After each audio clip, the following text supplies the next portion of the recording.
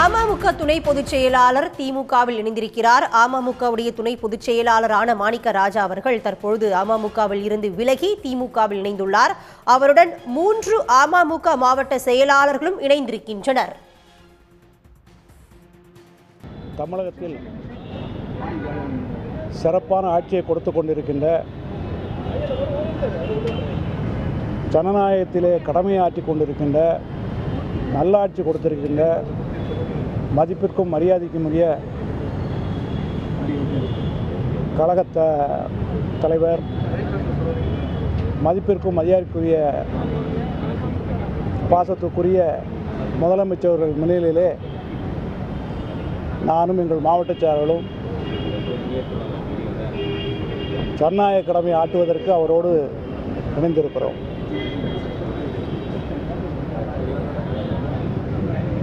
என்ன காரணம் sir? TTV விட்டு வெளியே வந்து இங்கே ஜாயின் பண்ணுறதுக்கான காரணம் என்ன சார்? அம்மா மக்கள் முன்னேற்ற கழகம் எதற்காக தொடங்கப்பட்டது என்பது உங்கள் அனைவருக்கும் தெரிந்த விஷயம்.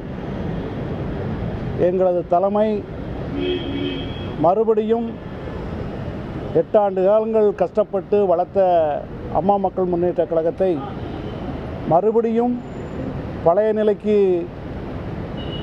ஆதரித்து செல்கின்ற பொழுது தொண்டர்கள், அங்கே நிர்வாகிகள் அத்தனை பேரும் எதிர்ப்புகளை சொல்லியும் என்னை போன்ற அரசியலுக்கு அப்பாற்பட்டு அம்மா மக்கள் முன்னேற்ற கழகத்தின் பொதுச் செயலாளர் 20 ஆண்டு காலம் என்னுடைய நண்பர், அந்த முறையிலும் நாங்கள் பல முறை எடுத்து சொல்லியும் எதற்கு இந்த கட்சி அம்மா மக்கள் முன்னேற்ற கழகம் ஆரம்பிக்கப்பட்டதோ அதற்கு ஒரு 8 ஆண்டு காலம் அர்த்தமே இல்லாமல் திருப்பியும் போய் நம் தலைமை முடிவெடுத்த காரணத்தினால் மன வருத்தத்துடனும் பல முறை நாங்கள் எடுத்து சொல்லியும் நண்பர் என்ற முறையிலும் காரணத்தால் எங்கள் தொண்டர்களுடைய விருப்பப்படி, எங்களுடைய மாவட்ட செயலாளர் விருப்பப்படி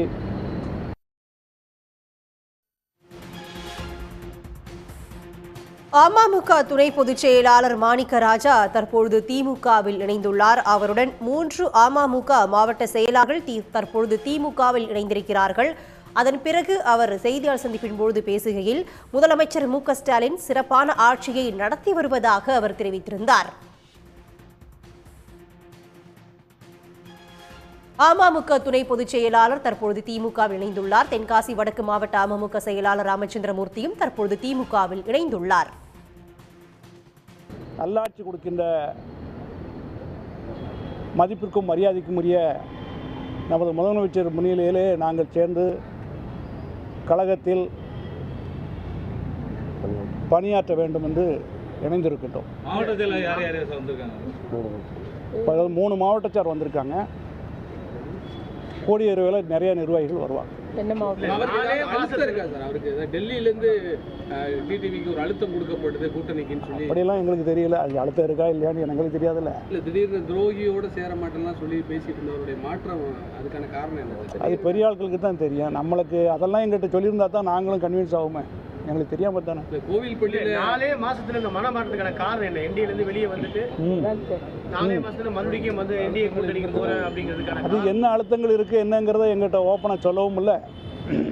நாங்கள் அதை தெரிய முயற்சிக்கும் பொழுது எங்களுக்கு தெரியவும் இல்லை. எங்களுடைய நோக்கம் என்ன, அம்மா மக்கள் முன்னேற்ற கழகம் எதற்கு ஆரம்பிக்கப்பட்டது என்பது கொள்கையே இல்லாமல் போகின்ற பொழுது அதில் தொடர்வதில் அர்த்தம் இல்லை என்று எங்களுடைய கட்சிக்கு தொண்டர்களும் நிர்வாகிகளும் முடிவெடுத்திருக்கின்றார்கள். பல முறை வாட்ஸ்அப்பில் பார்த்துருப்பீங்க. நாங்கள் அந்த ஃபீல்டில் இருக்கிறவங்க, நானும் நண்பர் என்ற முறையில் அழுத்தி சொல்லக்கூடிய இடத்துல இருக்கிறவன், சொல்லி பார்த்தேன், முடியலை. ஜனநாயக ரீதியாக கருத்துக்கள்லாம் கேட்கலையா சார்?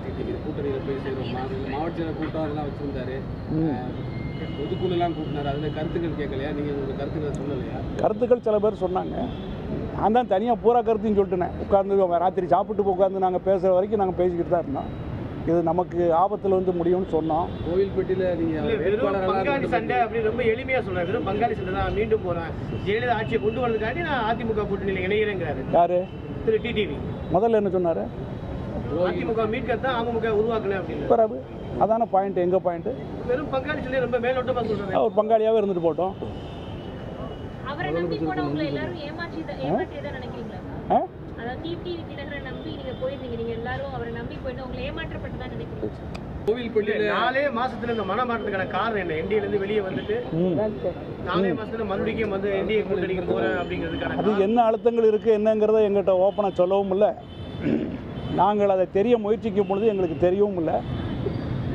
எங்களுடைய நோக்கம் என்ன, அம்மாள் மக்கள் முன்னேற்ற கழகம் எதற்கு ஆரம்பிக்கப்பட்டது என்பது கொள்கையே இல்லாமல் போகின்ற பொழுது அதில் தொடர்வதில் அர்த்தம் இல்லை என்று எங்களுடைய கட்சிக்கு தொண்டர்களும் நிர்வாகிகளும் முடிவெடுத்திருக்கின்றார்கள். பல முறை வாட்ஸ்அப்பில் பார்த்துருப்பீங்க.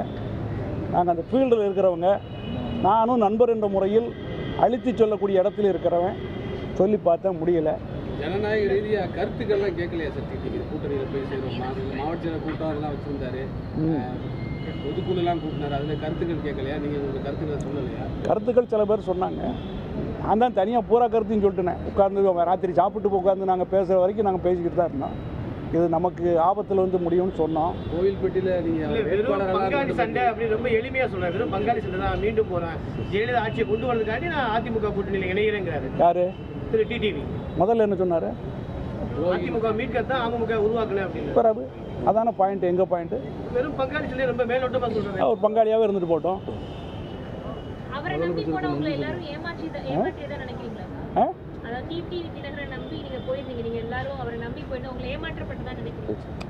ஏமாற்றப்பட்டாரோ சூழ்நிலையோ எங்களுக்கு பிடிக்கவில்லை. என்டிஏ கூட்டணியில் தொடர்வதை நாங்கள் விரும்பவில்லை.